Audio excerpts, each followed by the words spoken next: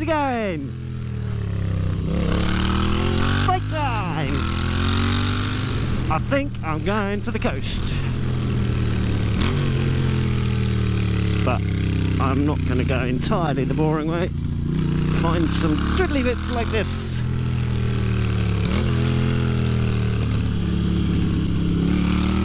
This actually goes past my old man's house. I'll not stop in on the way through. I want to enjoy the sunshine while it's out.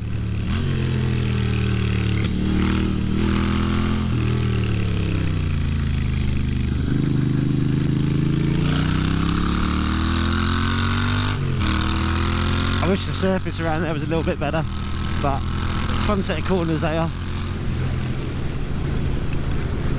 I love springtime.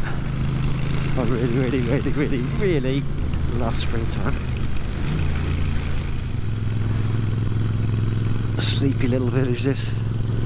I say that, I mean it's got quite an active social life, considering the size of the place. It's got a cricket club, the village school there. They get up to quite a lot of stuff. They hold a music festival here as well, I believe. Only a sort of small one. Little forge and engineering place there. It's quite handy. The Queen's Head. Spent many a night in there. Landlords carried me home in a wheelbarrow before. The village shop. And that's it, pretty much.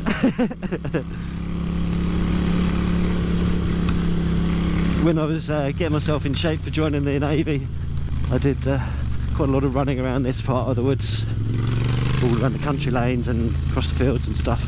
It was pretty cool, really enjoyed it.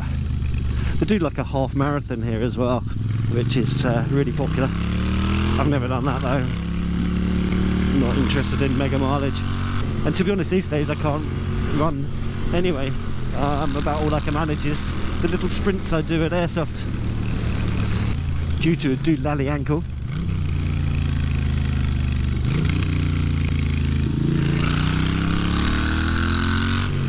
I remember when those houses were being built. Oh, when I was a lad.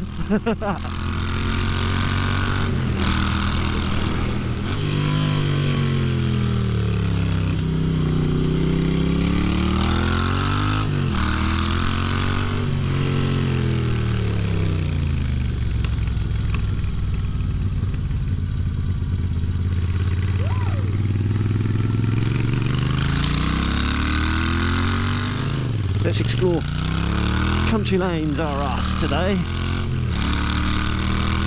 I know there's a humpback bridge along here, which one night when I was in a bad mood I discovered. I didn't know it was there before because I'd never been along this road at that point, and I came flying down here in my little VFR 400 and I was really pissed off. I was proper angry riding, which is not a good thing to be doing, especially not along country lanes that you don't know. And yeah, I came across this humpback bridge and fucking hell, bike took off. It was dark. I was wearing effectively just pyjamas because here we go, here's the bridge here. I just flew over this and yeah, I don't know how I didn't crash, but yeah, don't ride when you're angry.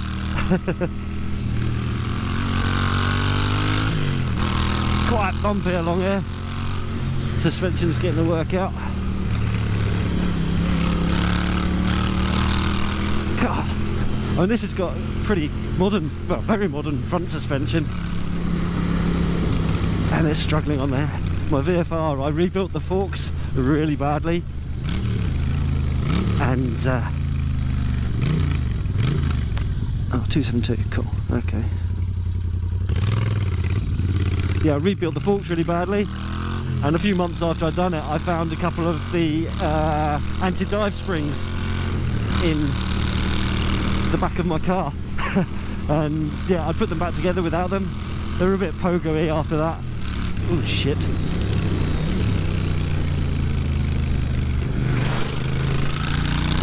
Observation, Peter, observation. That was a cool little bike, that little VFR. They're very silly. It was so unreliable though. It fried batteries. You used to have to stick a new battery in it almost every month by the time it got to the end of my time with it. No wheelies over there today.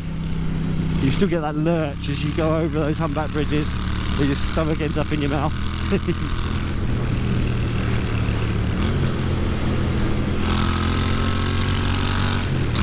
There's someone on motovlog.com was talking about just sort of fancy photographs of their bikes and stuff with filters and things, and it made me sort of have a little look at some of the old bikes I've had recently.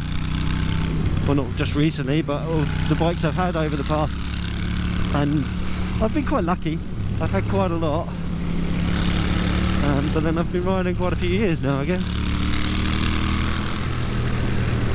It's only recently though that I've made bad purchases, and it's not because they've been unreliable or anything like that. They've been brand new motorcycles, but they've just been shit bikes.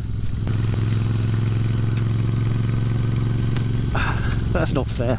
I only had one shit bike, and that was the Street Fighter S. Bloody awful thing. Oh, I've had some lovely ones though. The Kawasaki ZX636, that I bought at the same time as I bought this, and it was a cracking motorcycle. Stand in the road, why don't you, buddy? Crazies! And yeah, I put the deposit down at the same time as I bought this, and picked it up sort of 6 months later on the next registration. I didn't really see the point in having it over winter, because I was only going to do sort of dry miles on the thing. It was supposed to be like a semi-track day bike, but with a little bit of fun road riding. But I never rode it, even though it was like one of the nicest sports bikes I've ever owned. The suspension on it was amazing, and the rider aids were brilliant, and it looked sweet as fuck. Love the 66. It smells of pot around here. Everywhere I go it bloody smells of pot. What's it does, it smells of pot. Must be the school. They're all smoking pot in the school. Maybe it's the bike. Maybe the bike smokes pot.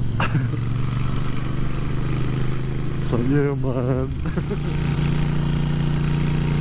But yeah, that 66 was fantastic. I did so little mileage on it though. I sold it on just because what was the point in keeping the bike that I didn't ride? It was amazing on track though. I did Brands Hatch GP circuit on it, the first time I've done that circuit, and oh, I had so much confidence. And I'm sure it was like the rider aids, like the ABS and the traction control, that helped build that confidence. But I was just able, or at least I felt able, to brake so much later than I would have done on, say, my GSX-R750 when I had that. Certainly more confident than I was on the Ducati Street Fighter. I should have kept hold of the Husky Supermoto I had, which I traded in for the Ducati. That was an amazing bike. I think it kind of had a gearbox issue that possibly needed looking at. But the sort of the riding I did on the bike, it was probably due a rebuild at some point anyway. Although it had sensible service intervals, it was still a Supermoto with effectively a race engine.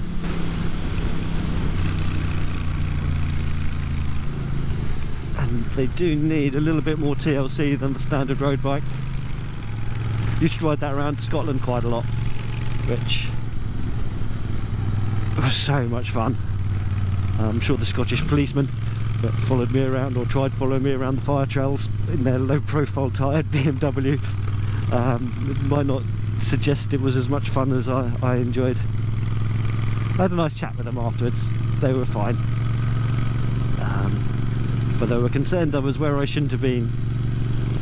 In my defence, wherever there was a sign that said no vehicles, I acknowledged that, but it said no MOD vehicles. It didn't say no civilian vehicles, so I explored. It's a shame my cameras that I had then were so awful, because I recorded most of my rides. I just had this tiny little spy cam thing that I basically sellotaped to the front of my crash helmet, and it couldn't cope. I think I did 30 FPS. I mean, it was 1080, but it was like a pinhole camera in it, and the screen would go all wavy and stuff like that, which would kind of detract from the riding a little bit. But yeah, lots and lots of fun was had up there. Although when I left the Navy, I kind of pretty much swore to myself that I'd never go back up to Scotland again, certainly not that part of the woods. I would like to at some point. I'll probably not ride there. I did the ride thing on my Triumph Speed Triple a few times, and in fact I did it on this bike as well. And although it's doable, it's not much fun, because you're kind of pretty much going to want to do it on the motorways all the way, unless you're going to split the journey up into a few days to get there. And because the weather's so hit and miss up there, I wouldn't want to spend 2 days or 3 days travelling up there to find that it was just rain and miserable and stuff when I got there. The weather's beautiful up there though sometimes. I mean, like proper beautiful. I don't know, something about it up there. The air's lovely. The only thing that's not so great is the mosquitoes. But the scenery is amazing. They called it the Scottish Alps where I was based, and it is incredibly pretty. Having seen the Alps, French and the Swiss, and they're not the same. Not the same at all, but they are certainly beautiful, absolutely wonderful. So I do recommend, if anyone is stuck for a place to go on a motorbike and they've got some time to kill, head up to Arrochar. I think that's pronounced right, that's how I always used to pronounce it, and follow the Loch Road from Faslane Naval Base. Grab some fish and chips once you get to Arrochar, or what do they call it? Oh, I never got the hang of the Scottish ways of having fish and chips, but yeah, grab some fish and chips there, and then continue on around the loch again and head over to Oban and grab yourself some haggis. Amazing part of the country. I hadn't planned on keeping the camera on for quite so long while I was riding. I was only going to do like a little intro, and then I started waffling.